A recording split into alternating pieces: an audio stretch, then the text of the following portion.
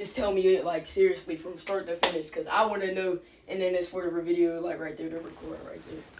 That's recording already? Yeah, so just I put this in there, but like. Back in the early 2000s, I fell in love with motorcycles. I was so enthralled and so enamored by bikes. Just seeing them, hearing them, feeling them, being a passenger on them. I just knew I wanted to one day ride it myself. So, took the classes, did all of that, purchased the bike, started riding, got the feel for it. So, of course, knowing me, I'm not the type of person who just stays in one place. So I needed that excitement of going places. And I'd already been traveling to like Black Bike Week in Myrtle Beach, South Carolina. Went down to New Orleans with a couple clubs in the area in Pittsburgh. Rode all over the place with them. So meeting people in Myrtle Beach, they were telling me about Rally at the Rock. And Rally at the Rock was like another kind of like Daytona type thing. Everybody gathered.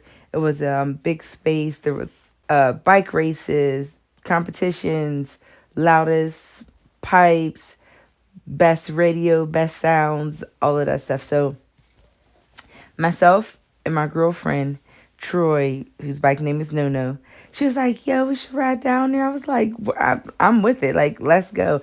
And it was my birthday weekend. Say less. So we packed everything up. We met down a point, which is where the Three Rivers meet in Pittsburgh. So it's like, it's just called the Point. So we met down there, all strapped up. I had the directions. Bam, we out. Leave Pittsburgh, heading to Rockingham, North Carolina. Now, fast forward or rewind, I guess it'll be rewind. The weekend before, I had rode to New Orleans with the Pittsburgh gentleman. And coming back home, one of the guys ran over one of those alligators.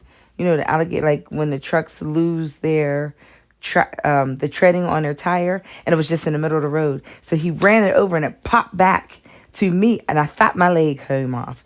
I was like, oh, it hurt so bad. Like my leg was stinging, and it was my right leg. I was afraid to look down, like, is my knee and everything below still gonna be there? Like, it was crazy. So I looked, and it was, but it was just really, really sore. But in the midst of that, it took my back brake line out, and I didn't even know that at the time. So I'm saying this because you'll see later in the story. So Troy and I are riding down North Carolina. She's behind me. She's like, your bike keeps sparking. Something under your bike is sparking. I'm like, what do you mean something? So she said, I keep seeing sparks under your bike. So we get to the gas station. We're looking. And there was this cord, like this line underneath my bike. And I'm like, what the hell is that? So just so happens in the gas station, there was a guy in a pickup truck that had bikes in his pickup truck. And so I'm like, oh, excuse me, sir. Can you look at this really quickly? Can you tell me what this is? He was like, that's your back brake line. The screw came out. You need to get screw and oil and put it back together or brake fluid so that it, is functional. I was like, dang. So he zip tied it to the frame for me so that I can get the screw once I got to North Carolina. So I have no back brake, and I didn't even know all this time I didn't have a back brake. Fast forward, riding, and we get to North Carolina. We're there, we're geeked, we're happy. We're like, yo, this is going to be so fly, blah, blah, blah. So it's time to go to the rally, like at the Rock. So the directions were there. However, it was hard as hell to find this racetrack. And like we're going in circles. We're on this crazy back end dirt road with this red clay, all gravel craziness. I was like, what the hell? Like, me and her both were like, it's crazy. But even before that, when we went outside, it was like 1,000 degrees in North Carolina. I sort of goodness, it wasn't 1,000, but it was like 110 degrees. And so I had my leathers, I had my vest, everything. And I was like, I'm hot as hell. I'm not wearing this jacket. And I took my coat off and I took it back upstairs in the room. Put my vest on. Bam, we're out. That was the biggest mistake of my life. Seriously. So we're riding. We're going in circles. So we stop at a gas station to try to get our bearings together. Like, where the hell is this racetrack? And there was a guy in the gas station like, you ladies look good in that leather. You ladies look good on them bikes. Where you going, to the racetrack? You going to the racetrack? And we're like, yes, we're going to the racetrack. He was like, man, y'all can follow me to the racetrack. We're like, cool. So we get behind them.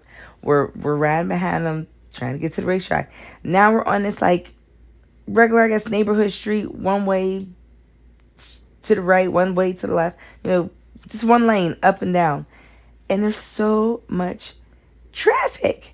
I don't know where all this traffic came from or where it's coming from, or if all these people were trying to get to the racetrack too, but it was crazy. So we would stop, go, stop, go, stop. And on a motorcycle, that clutch control is everything, but your hand does get tired. Going a little bit, stopping, going a little bit, stopping. So we would wait, until there was a little bit of space, and we would ease up, try to start, riding slow behind the car. But then it would stop again, so we would just sit back, wait. And so this one time, during one of these moments, we were only going probably 25 miles an hour, but the flow started moving better. So bam, we're going, and he slams on his brakes. So I'm on my bike, Troy's on hers.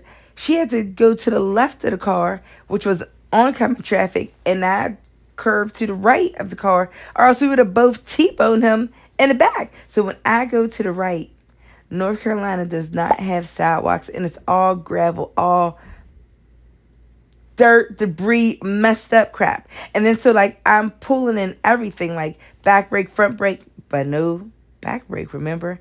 And then my front brake locks, and the bike starts wiggling, and me and this motorcycle go tumbling down.